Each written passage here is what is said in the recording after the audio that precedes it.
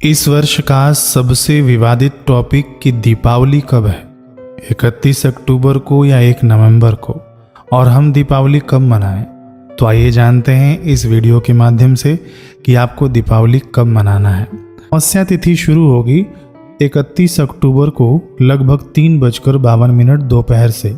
अब भारत में अलग अलग राज्यों का थोड़ा 10-15 मिनट ऊपर नीचे होगा और अगले दिन अमावस्या समाप्त होगी, यानी 1 नवंबर को लगभग 6:16 शाम को।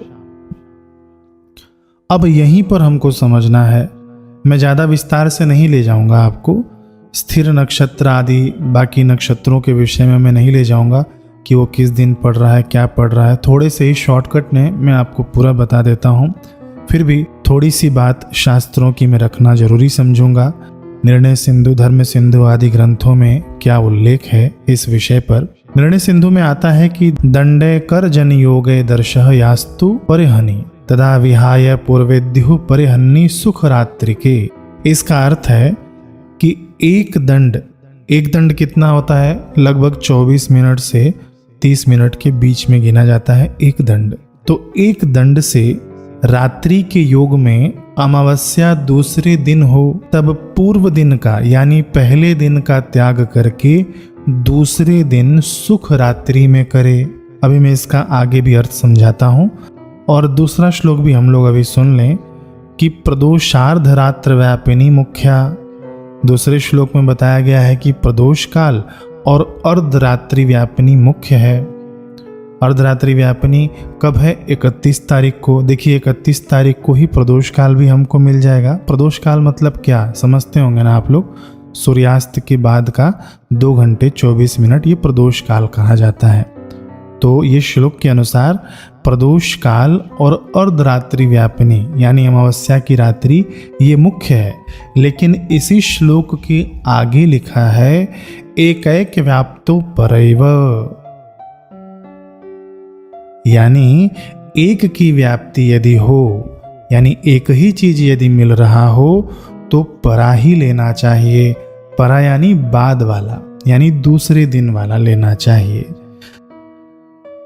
इसी श्लोक में आगे लिखा हुआ है, स्क्रीन पर आपको श्लोक दिख रहा होगा कि प्रदोष के मुखत्व होने से आधी रात्रि में अनुष्ठान का अभाव है। अब आइए इन श्लोकों को हम लोग और ठीक से समझते हैं। पहला श्लोक कहता है कि एक दंड यदि आपको अमावस्या मिल जाए, यानी आधे घंटे भी आपको अमावस्या मिल जाए, तो उसी दिन आपको दीपावली मनाना चाहिए।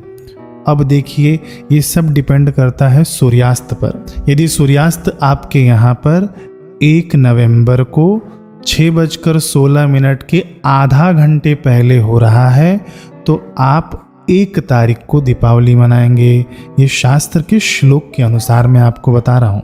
यदि आपके राज्य का सूर्यास्त, आपके जगह का सूर्यास्त 1 तारीख के शाम को 6:16 के आधे घंटे के अंदर अंदर हो रहा है तो आपको 31 तारीख को दीपावली मनाना है।